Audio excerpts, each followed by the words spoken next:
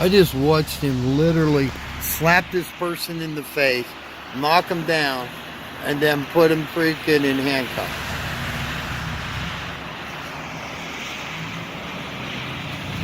Another homeless person. I mean, all their stuff. I mean, this is fucking bullshit.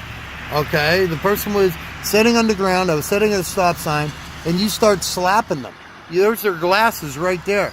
Okay, you slapped it right off of them.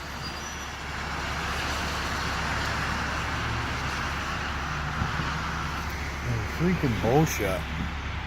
Huh? Oh, I got it all on tape. Oh, I can record.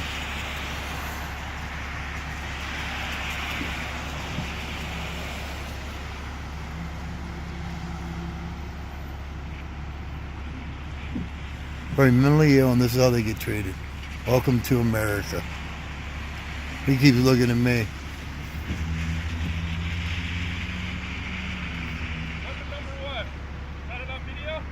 What I got on video is you slapping her in the face. Oh, it's on video, believe me. Yep.